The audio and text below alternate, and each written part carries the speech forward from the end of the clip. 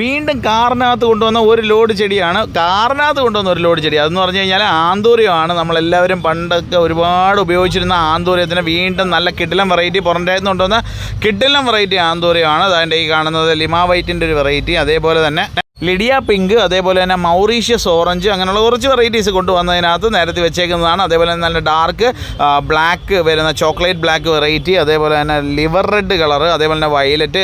ഇത് തീർന്നു പോകാനായിട്ട് സാധ്യതയുണ്ട്. എന്ന് പറഞ്ഞാൽ അടിപൊളി വെറൈറ്റി പ്ലാന്റ്, നല്ല ഹെൽത്തി ആയിട്ടുള്ള പ്ലാന്റ്, അതേപോലെ തന്നെ തൈകൾ ഇളക്കാത്ത പ്ലാന്റ് കൂടിയാണ് ഇപ്പോൾ നമ്മളിവിടെ സെയിൽ ചെയ്യുന്നത്. കൊല്ലം ആശ്രമം ഇതാണ്ട് സഫാരി ആന്തൂറിയം.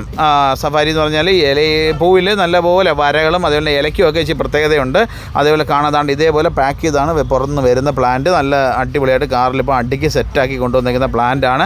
അതാണ് കണ്ടില്ലേ, ഇത് ഏകദേശം കാണുമ്പോൾ പിന്നെ മനസ്സിലായി ഒരു ഇല പോലും ഡാമേജ് ഇല്ലാത്ത രീതിയിൽ പാക്ക് ചെയ്തിട്ടാണ് വരുന്നത്. പുറത്തുനിന്ന് വരുന്ന പ്ലാന്റ് ആയതിനാലും അതിൻ്റെ ക്വാളിറ്റി കണ്ട് മനസ്സിലാക്കാനും വേണ്ടിയിട്ടാണ് ഇതേപോലെ സെറ്റ് ചെയ്ത്. ഇനി അത് ഇളക്കം നല്ല വൃത്തിയാവണം, ഇളക്കിയിട്ടാണ് പ്ലാന്റ് സെറ്റ് ചെയ്ത് വെക്കുന്നത്. അതേപോലെ തന്നെ ഫംഗിസൈഡ് കറക്റ്റായിട്ട് കൊടുക്കണം. അത് വളർത്തുന്നതെന്ന് പറഞ്ഞാൽ ഇടയ്ക്ക് ഒരു മാസത്തിലൊരിക്കൽ നമ്മൾ ഫംഗിസൈഡ് നിർബന്ധമായിട്ടും കൊടുക്കണം. ഇൻഡോഫിൽ M45 ലൈറ്റായിട്ടൊന്ന് സ്പ്രേ ചെയ്ത് കൊടുക്കുന്നത് ഏറ്റവും നല്ലതാണ്.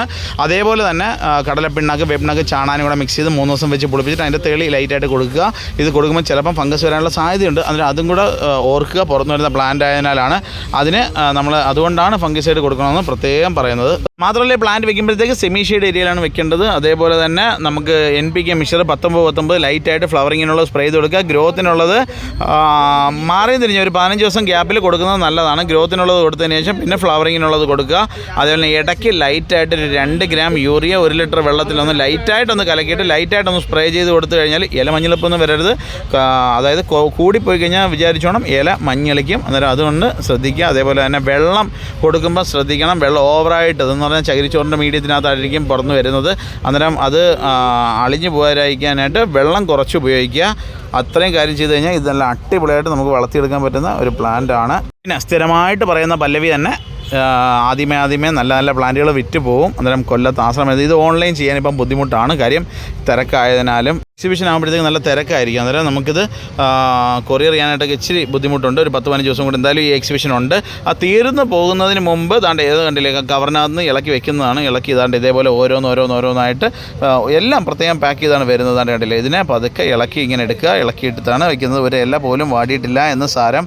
നല്ല ഹെൽത്തി ആയിട്ടുള്ള പ്ലാന്റും നല്ല കിഡിലും ക്വാളിറ്റിയുള്ള ഫ്ലവറുമാണ് വന്നേക്കുന്നത്. ദാണ്ട് ആശ്രമം മൈതാനം, നിങ്ങൾക്ക് എല്ലാവർക്കും അറിയാവുന്നത് കൊല്ലത്തിൻ്റെ ഹൃദയം എന്ന് പറയും ആശ്രമം മൈതാനം. അവിടാണ് ഇത്. ബ്ലാക്ക് അതേപോലെ തന്നെ ചോക്ലേറ്റ് ബ്ലാക്ക്, അങ്ങനെ കുറേ പ്ലാന്റുകളാണ്. ഇത് ബെഡായിട്ട് നമുക്ക് കാണാൻ തന്നെ വളരെ മനോഹരമായിരിക്കും. ഫ്ലാറ്റിലൊക്കെ താമസിക്കുന്നവർക്ക് എപ്പോഴും ഒരു ചെറിയ സെമി ഷെയ്ഡ് ഏരിയയിലൊക്കെ വെക്കാനായിട്ട് എപ്പോഴും ഒരു പ്ലാന്റ് തിരഞ്ഞെടുക്കുന്നവർ കാണും. അന്നേരം അവർക്ക് തിരഞ്ഞെടുക്കാൻ പറ്റുന്ന ഏറ്റവും മനോഹരമായിട്ടുള്ള ഒരു ചെടിയും പൂ പിടിക്കുന്ന ഒരു സെമി ഷെയ്ഡ് പ്ലാന്റുമാണ് ഈ പറഞ്ഞ രീതിയിലുള്ള ആന്തൂറിയം.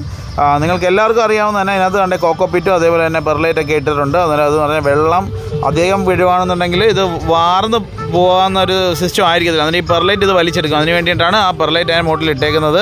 അതേപോലെ തന്നെ റോസ്, മുല്ല, പിച്ചി, ഇൻഡോർ പ്ലാന്റ്, പ്ലാവുകൾ, പലതരം പ്ലാവുകൾ, മുള്ളാത്ത, അങ്ങനെയുള്ള കുറേ സാധനങ്ങൾ നമ്മൾ പിന്നെ പച്ചക്കറി തൈകൾ, പച്ചക്കറി വിത്ത്, സർവ്വസുഗന്ധി, നീലയമരി, ശീമപ്ലാവ്, ഡ്രാഗൺ ഫ്രൂട്ട്, കുരുമുളക്, പപ്പായ, ബുഷ് ഓറഞ്ച്, അരൂത, മുരിങ്ങ, സ്ട്രോബെറി പേര, അതേപോലെ തന്നെ ലൗലോലിക്ക, കറിവേപ്പ്, പാഷൻ ഫ്രൂട്ട്, ശീമനെല്ലിക്ക, കുള്ളം കുടംപുളി, സ്റ്റാർ ഫ്രൂട്ട്, അങ്ങനെയുള്ള ഒരുപാട് സാധനങ്ങൾ ഇവിടെ വെച്ചിട്ടുണ്ട്. അതുപോലെ തന്നെ പ്ലാവ് മാത്രമല്ല മാവ് ഐറ്റങ്ങൾ ഏകദേശം പഞ്ചാര വരിക്ക മുതൽ ഇങ്ങോട്ട് വന്ന് മൽഗോവ വരെ, കൊളംബി, തായ്ലൻഡ് വെറൈറ്റി മാവ്, അങ്ങനെയുള്ള കുറേ പ്ലാന്റുകൾ വെച്ചിട്ടുണ്ട്. അതിൻ്റെ ആശ്രമത്തോട്ടൊക്കെ വരുന്ന സമയത്ത് നിങ്ങൾ വന്ന് കാണണം. അതേപോലെ തന്നെ ഇനി ഒരു 10-12 ദിവസം കൂടെ എന്തായാലും ഞങ്ങളിവിടെ ആശ്രമ മൈതാനത്ത് കാണും. മഹാലാഭമേള എന്ന് പറഞ്ഞ് വലിയൊരു ബോർഡ് വെച്ചിട്ടുണ്ട്. അത് അകത്തൊരു എക്സിബിഷൻ നടപ്പുണ്ട്. ഒരുപാട് സ്റ്റാളുകളൊക്കെ ഉണ്ട്. വരുമ്പം വന്ന് കാണാനായിട്ട് ശ്രമിക്കുക. അതേപോലെ തന്നെ പിച്ചി മുതൽ എന്തൊക്കെ വേണോ അതൊക്കെ അത്യാവശ്യം ഒരു വീട്ടിലേക്ക് ആവശ്യമുള്ള കുറേ സാധനങ്ങളുണ്ട്.